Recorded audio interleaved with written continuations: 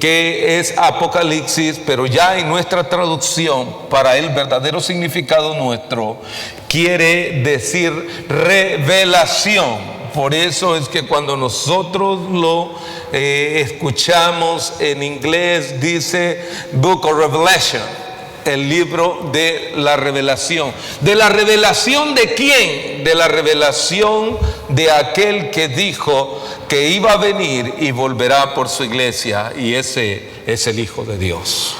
Ese es precisamente, y Él va a revelar aquí algunos momentos o algunos acontecimientos que son encerrados en este hermoso libro. Y dentro de ello, nosotros encontramos una palabra también bastante conocida, que es también apocalíptico. ¿Ok? Porque algunas veces las personas dicen es un libro apocalíptico. ¿Qué queremos decir cuando hablamos de apocalíptico? Esto quiere decir de encierra ciertos acontecimientos fuertes, tremendos. Eso es lo que quiere decir cambios que vienen. Apocalíptico quiere decir cambios fuertes generados por algo grande o por alguien que tiene poder. Bueno, esos cambios y eso que es apocalíptico, eso que estremecerá, eso que hará sentir, eso que tocará a todo el globo terráqueo, es movido por nada menos que por la mano de nuestro gran Dios, nuestro gran eterno Dios. Y eso es lo que Él trata de enseñar a la iglesia en el desarrollo de este libro. ¿Para qué? Porque Él dice que Él no quiere que nadie se pierda, sino que todos procedamos al arrepentimiento. ¿Cómo sucederán estas cosas? ¿En qué momento? ¿Cuáles señales habrán? Dentro de ello hay un género grandísimo de tantas figuras que nosotros encontraremos dentro de todo ello. Encontraremos también tantas figuras literarias. Y allí es donde dije que quería decirle algo a aquellos que están estudiando. Cuando nosotros hablamos acerca de lo que es la verdadera composición de este libro, o como se dice correctamente dentro de los muchachos que estudian, que se llama la hermenéutica, que significa la correcta interpretación del pasaje bíblico. Dentro de ello nosotros vamos a encontrar figuras literarias y encontraremos tipos, encontraremos nosotros alegoría dentro de todo ello. Y que alguien me preguntaría, pastor, está diciendo tantas palabras que para mí parece que no es de suma importancia. Quiero que entre de una vez al Apocalipsis. Sí, en un momentito más yo voy a entrar y lo voy a sentar más.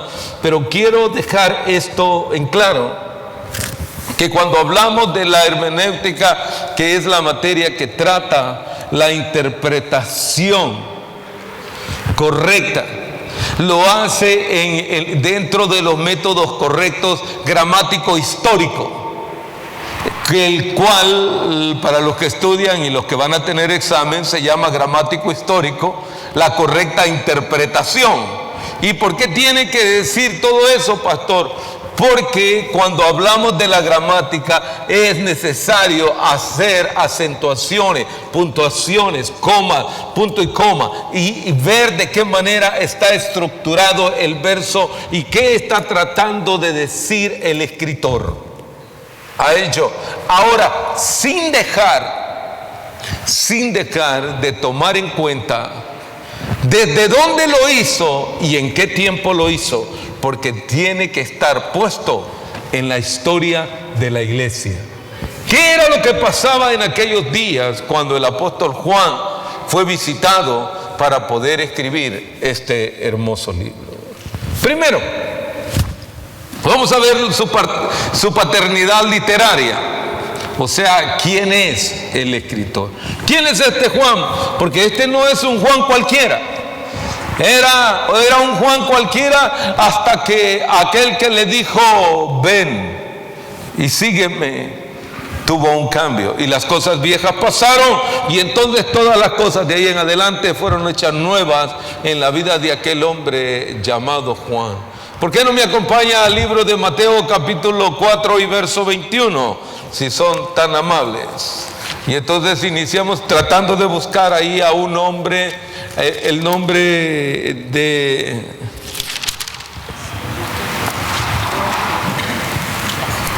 Comenzamos en el verso 20. En el verso 20 dice, y ellos entonces, dejando al instante las redes, le siguieron. Pasando de allí, vio a otros dos hermanos, Jacobo, hijo de Zebedeo, y a Juan su hermano. O sea que este Juan era el hijo, nada menos que el hijo de Zebedeo. Vamos a irlo tomando muy en cuenta ahora, porque a veces nosotros decimos, bueno, Juan, ¿cuál Juan? ¿O cuál Pedro? Y no, veamos. Este es Juan, el hijo de Zebedeo. Pero este Juan tenía ciertas características muy especiales desde el momento que el Señor lo llamó, porque antes de ser llamado, él también fue discípulo de Juan el Bautista.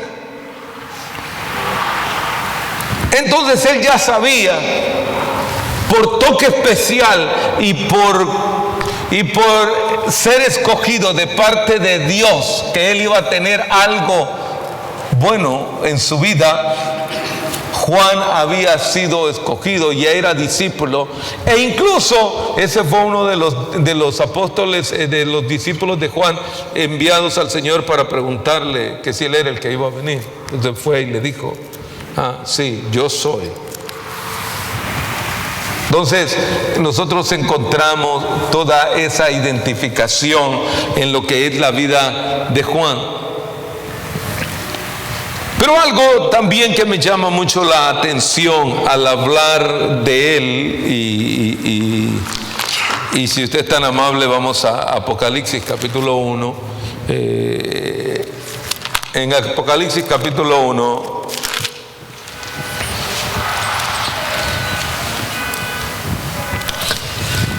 en el verso 1 dice así a la letra: la revelación de Jesucristo que Dios le dio para manifestar a sus siervos las cosas que deben suceder pronto, y declaró enviándola por medio de un ángel. ¿A quién? A su siervo Juan. Qué lindo. ¿Cómo se escucha la frase? No, qué lindo, qué especial. Juan, su siervo.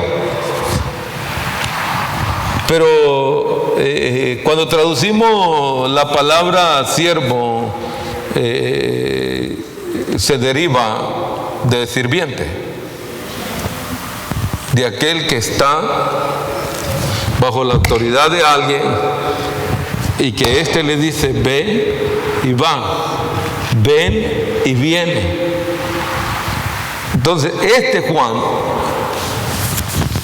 por cuestiones especiales y por predicar el Evangelio, lo habían puesto en una isla llamada Patmos, y había estado ahí preso en la isla de Patmos, cuando allí él recibe la visitación especial de ese ángel. Ahora, él no estaba preso porque era indocumentado, él no estaba preso porque había cometido alguna felonía, él no estaba preso allí porque se había tomado algo indebido, él estaba allí porque no lo podían callar, porque una llama de fuego encendía dentro de él y compartía el Evangelio.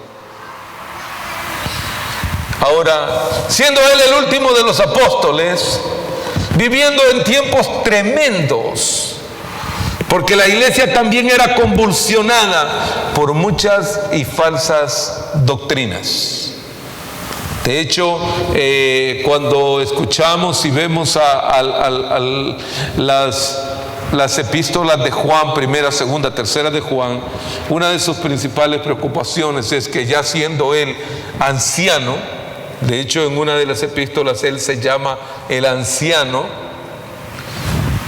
preocupado porque hay muchos que se infiltran a las iglesias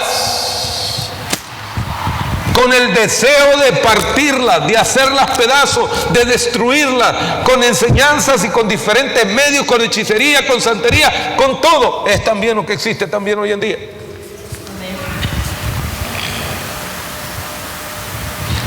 Él estaba preocupado porque eso estaba pasando en la iglesia de su tiempo. De hecho, había uno que no se atrevía, no le gustaba ni siquiera recibirlo a él. Lo declara en las epístolas.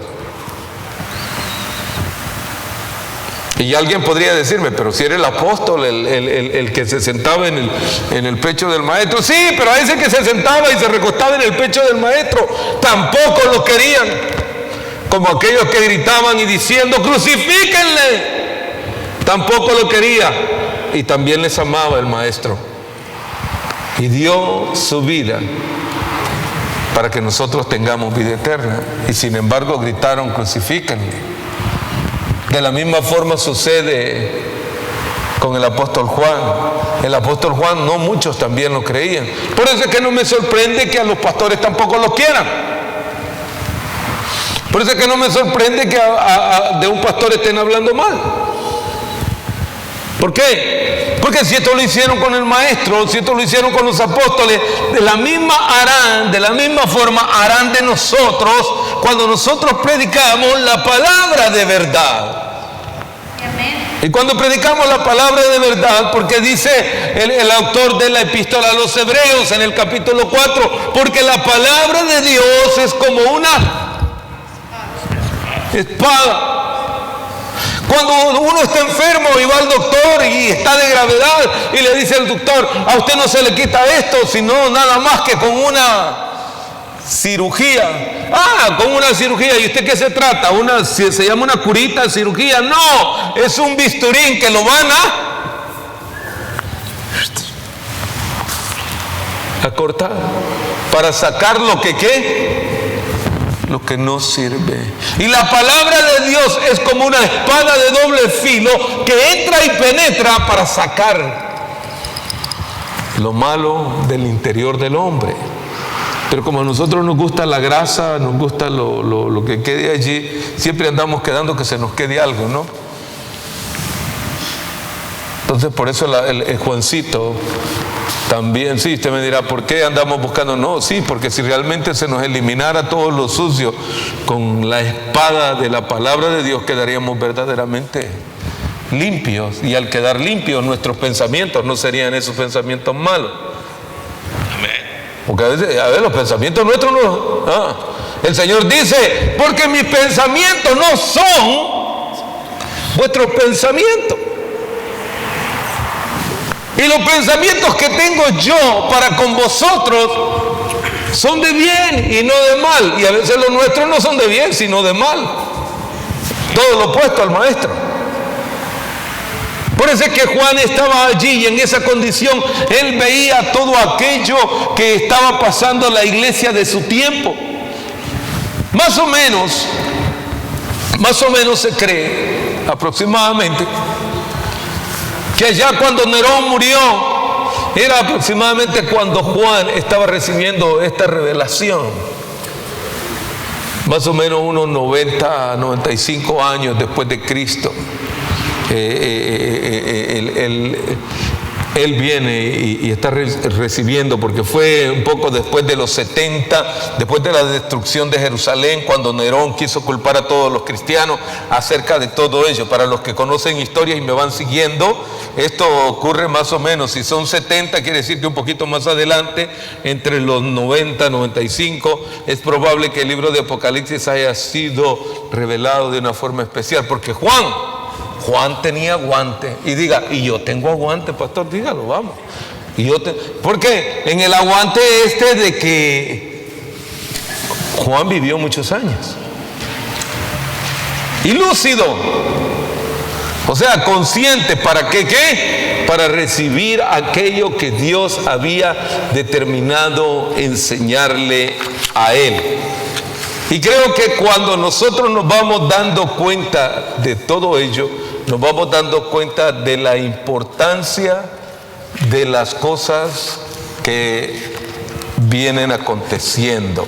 Ahora, quiero hablar un poco respecto a lo que hay ciertas escuelas de interpretación. Y la voy a decir así brevemente porque no quiero tampoco que usted vaya a decir, entonces, ¿en qué estamos y a dónde estamos ubicados? Antes de entrar a detallar las escuelas que realmente interpretan, muchas escuelas que tratan de interpretar todo lo que se lleva o todo lo que se dice del libro de Apocalipsis, quiero primero dejar bien claro.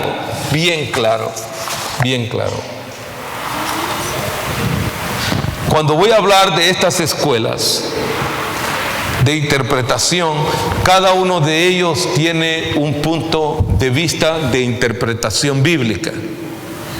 ¿Ok? Y digo todo esto porque muchas veces el que enseña como el que escucha, erramos al blanco. Y erramos al blanco en esto porque nuestra imaginación divaga en incertidumbre. Pero yo le voy a decir que el que dijo que vendría, vendrá. El que dijo que iba a venir, va a venir. Pero dice que ni aun los ángeles del cielo saben cuándo esto acontecerá. Solamente el Padre en su sola potestad. Por eso que las hipótesis de cada escuela son algo desde el punto de vista personal. Por eso es que cuando usted escuche a alguien diciendo es que la iglesia pasa por la tribulación, la iglesia no pasa por la tribulación, nosotros somos quedados acá, son hipótesis, porque el único que tiene tan solo la potestad y la autoridad de saberlo es el Padre en el momento que Él decida tomar a la iglesia.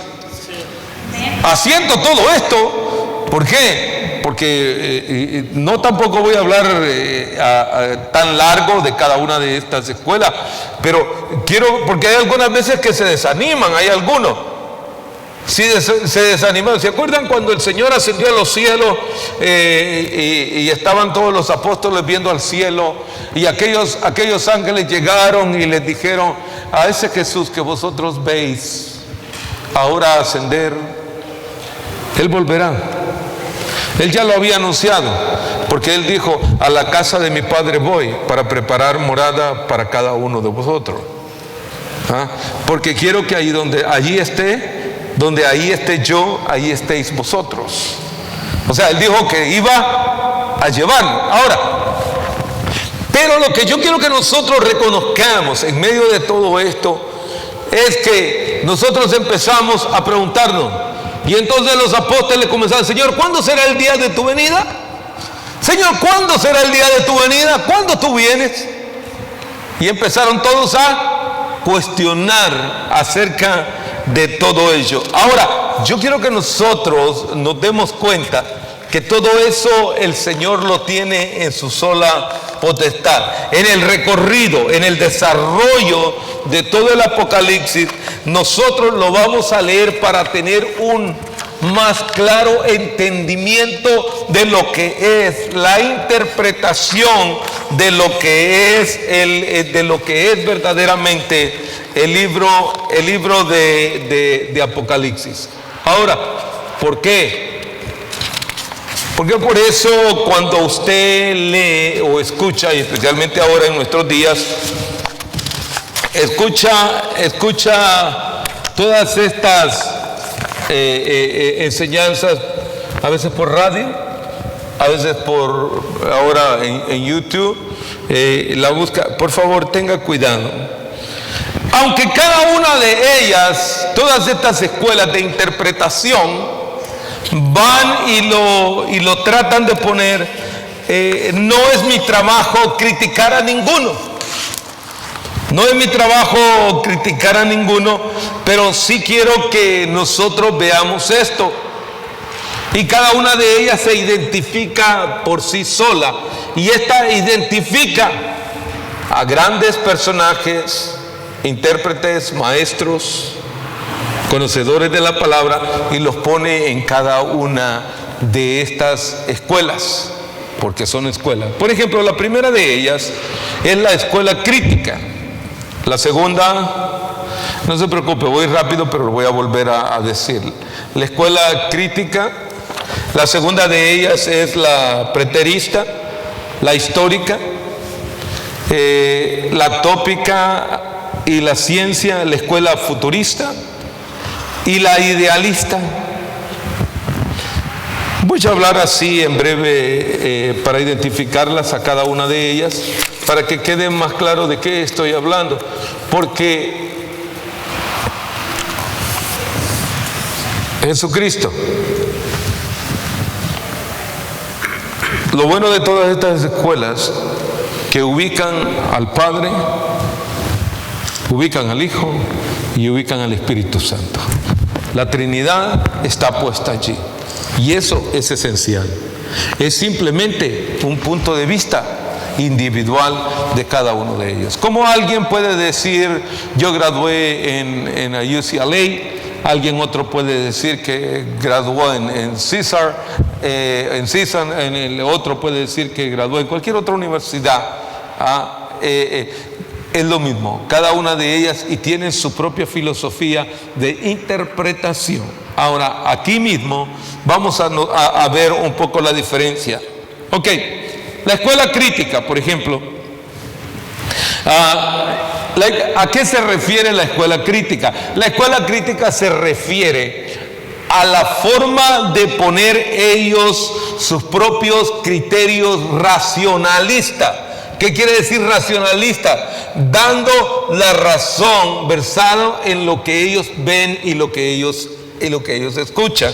De tal manera que rechazan la inspiración de esta escritura como canonizada, y especialmente acerca de esas cosas que han de suceder más adelante. O sea, usan sus criterios en raciocinio. Esa es la crítica.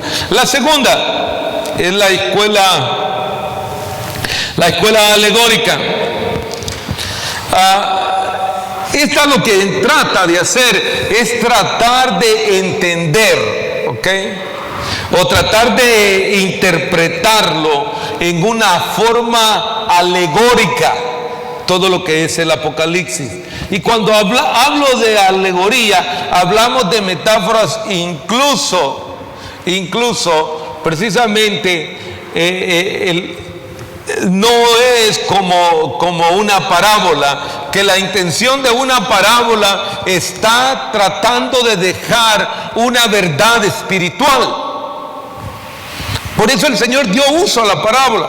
Sin embargo, aquí llega, en estas alegorías quedan solamente los personajes puestos y no más nada. No sucede nada porque no hay una lección.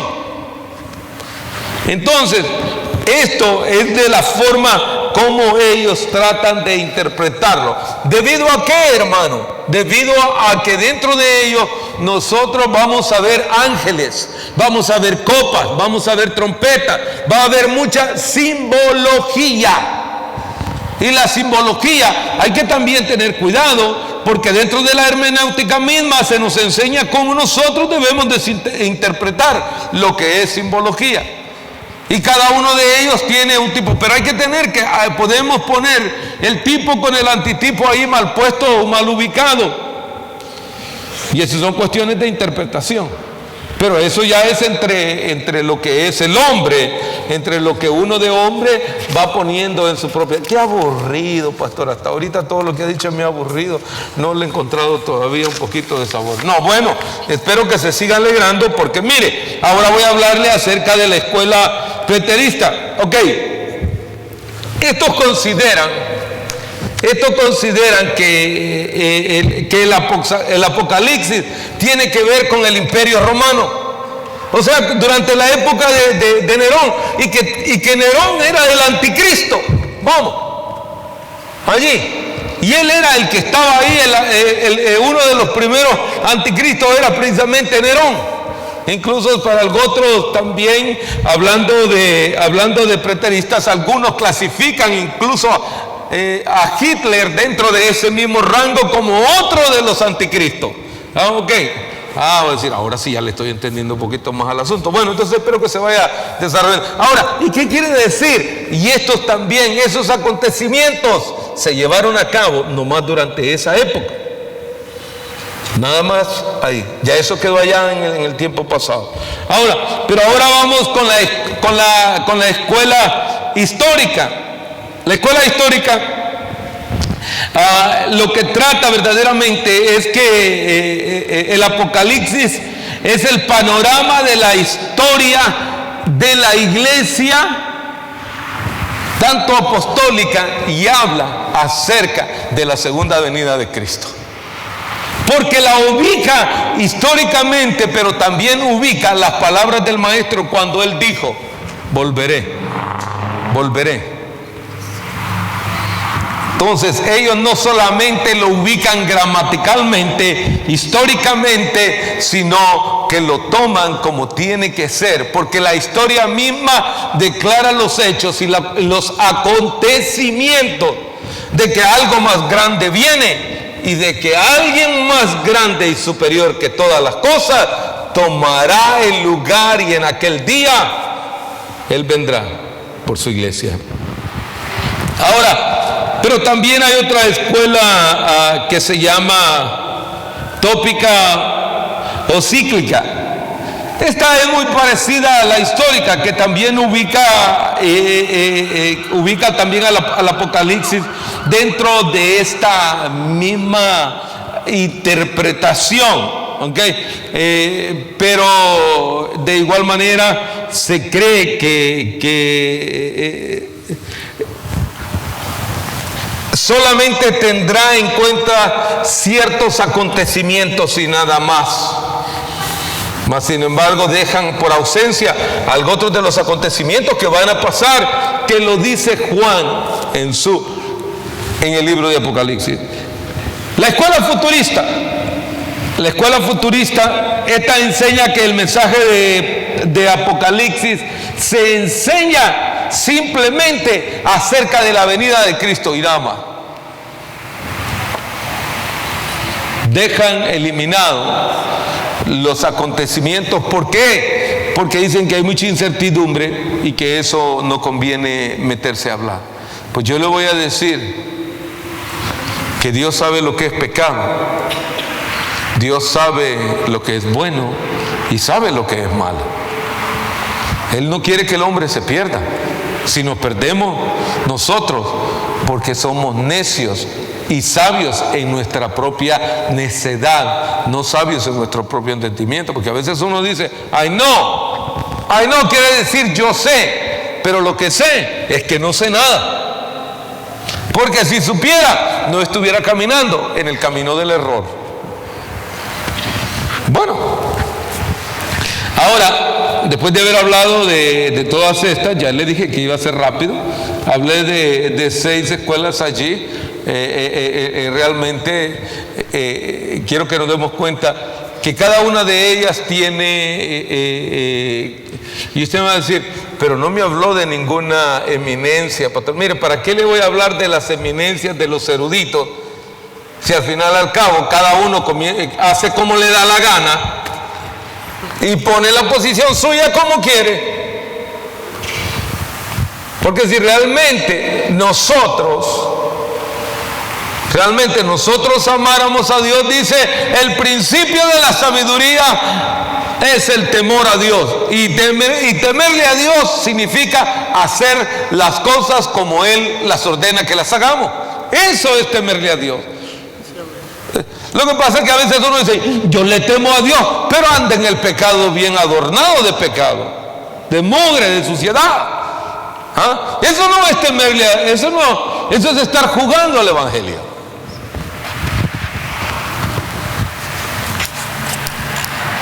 Bueno, parece que todos a veces en vez de decir un aleluya, un amén, parece que como que, si no le estoy diciendo nada, hombre. Mire, ahora quiero que veamos